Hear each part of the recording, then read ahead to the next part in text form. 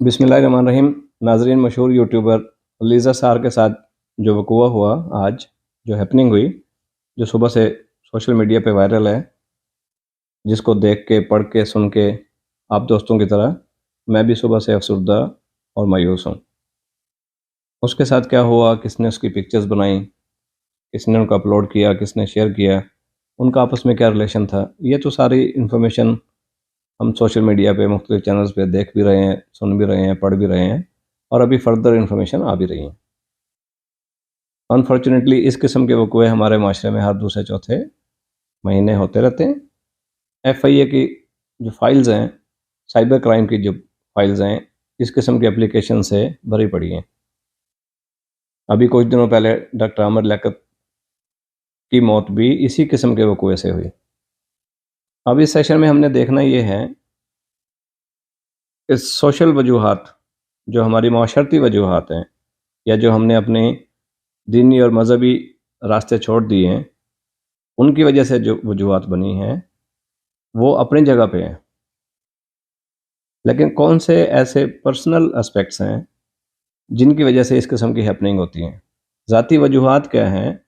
हमने इस सेशन में आज वो डिस्कस करनी है, वो देखनी है और ख़ास तौर पे क्लिनिकल एस्पेक्ट में देखनी है कि इस बारे में मेडिकल रिसर्च क्या कहती है। ह्यूमन साइकोलॉजी पे, ह्यूमन एटीट्यूड पे, ह्यूमन बिहेवियर पे बहुत सारी रिसर्च हो चुकी हैं।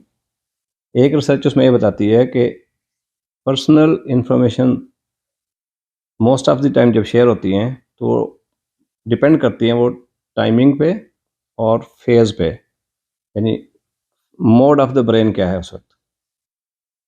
दूसरी रिसर्च ये बताती है कि जब इंसान हैप्पीनेस के मोड में होता है, तो उस वक़्त मोस्ट कॉमनली यूजुअली इन्फॉर्मेशन उस वक़्त शेयर करता है इंसान अपने दूसरों के साथ। तीसरी रिसर्च ये बताती है कि जब हम सोने का प्रोग्राम बनाते हैं, जब हमारा नींद का टाइम होता है, हमारी बॉडी कुछ वेव्स सीक्रेट करती है दिमाग में, जिनको थीटा वेव्स कहते हैं, और इन वेव्स की वजह से हमारा दिमाग रिलैक्सेशन के मोड में जाता है, बॉडी भी और दिमाग भी। हम हैप्पीनेस के मोड में चले जाते हैं क्योंकि रिलैक्स होंगे, हैप्पी होगी बॉडी, रिलैक्स होगी तो नींद की फेज़ में, नींद में जाएँगे। इसी दौरान हम इमोशनल भी होते हैं और कुछ हद तक रोमांटिक भी होते हैं इस फेज़ में, और ये फेज़ सोने से 1 घंटा पहले आती है और जागने के 1 घंटा बाद तक रहती है। तो अब हमारे साथ हुआ क्या, ज्यों-ज्यों लाइफ़ मॉडर्न होती गई, हमने अपने लाइफ़स्टाइल को चेंज करते गए हम। ख़ास तौर पे हमारा स्लीप पैटर्न डिस्टर्ब हो गया। मुझे याद है जब हम छोटे थे, तो सोने का कट ऑफ टाइम होता था इशा की नमाज़ के बाद। फिर लाइफ़ थोड़ी-सी मॉडर्न हुई, टीवी घर में आना शुरू हो गए, तो खबरनामा जो कि रात को 9 बजे ख़त्म हो जाता था यूजुअली, खबरनामे का इख्तिताम पे ही सोने का कट ऑफ टाइम शुरू हो जाता था।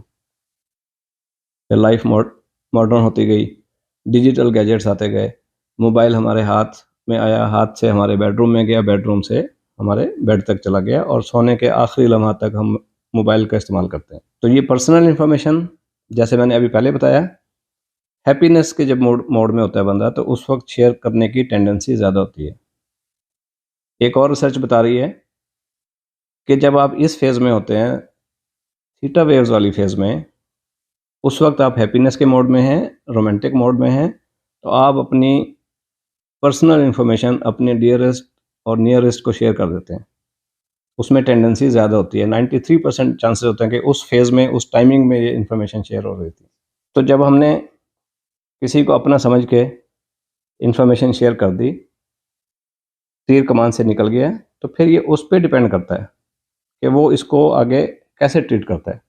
यहाँ से फिर हमारी जो माशरती पहलू हैं, जो हमारे सोशल वो हैं, वैल्यूज़ हैं, वो काउंट होना शुरू होती हैं, जिसमें बेहिसी है, बेशर्मी है, बेहयाई है, बदअखलाकी है। क्योंकि आपने किसी को ट्रस्ट किया अगर, किसी भी वजह से, हैप्पीनेस के फेज़ मोड में आके, किसी मजबूरी में, किसी फाइनेंशियल मजबूरी में आके अगर आपने शेयर किए हैं, तो ये उस पे डिपेंड करता है कि उसने आगे उसको कैसे ट्रीट किया। तो सोशल पहलू वहाँ से आता है। पहले आपकी अपनी पर्सनल इंटेग्रिटी है। अगर हमने ऐसी चीज़ों से बचना है, तो हमने अपने लाइफ़स्टाइल को थोड़ा-सा चेंज करना होगा। अपने स्लीप पैटर्न को बेहतर करना है, क्योंकि स्लीप पैटर्न बेहतर करने से आपकी फ़िज़िकल और मेंटल हेल्थ बेहतर होती है, आपकी साइकोलॉजिकल वेल बीइंग बेहतर होती है, तो आप अपनी पर्सनल इंटीग्रिटी आपकी बेहतर हो जाती है। तो सोशल एस्पेक्ट के साथ-साथ बेहिसी, बेहयाई, बेशर्मी, बदअखलाकी, इन सारी चीज़ों के साथ-साथ इस किस्म की हैपनिंग्स के लिए पर्सनल इंटीग्रिटी और सेल्फ कंट्रोल बहुत ज़रूरी है।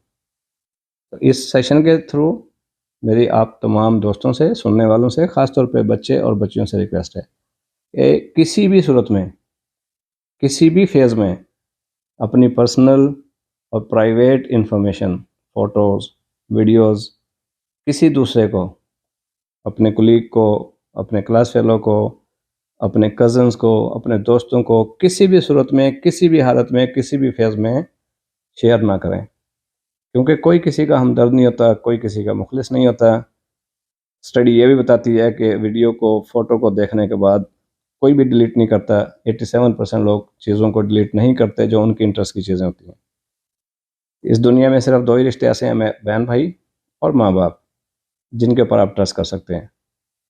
उसके अलावा मियाँ-बीवी भी अपनी जो पर्सनल, प्राइवेट फ़ोटोग्राफ्स, वीडियोज़ हैं, वो भी आपस में एक-दूसरे को शेयर ना करें। क्योंकि नीयत अगर ख़राब ना भी हो, तो डिजिटल गैजेट्स के थ्रू इनके लीक आउट होने के चांसेस ज़्यादा होते हैं।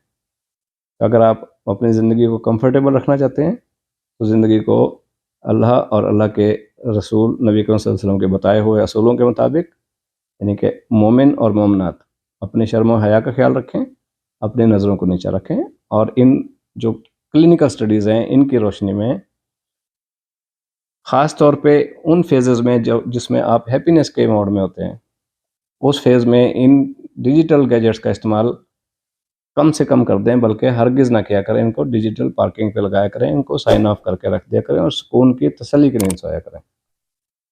तो इस किस्म की माशरती बुराइयों से बचने के लिए ये 2-3 चीज़ें मेरे पास थी, वो मैंने आपसे शेयर कर दी।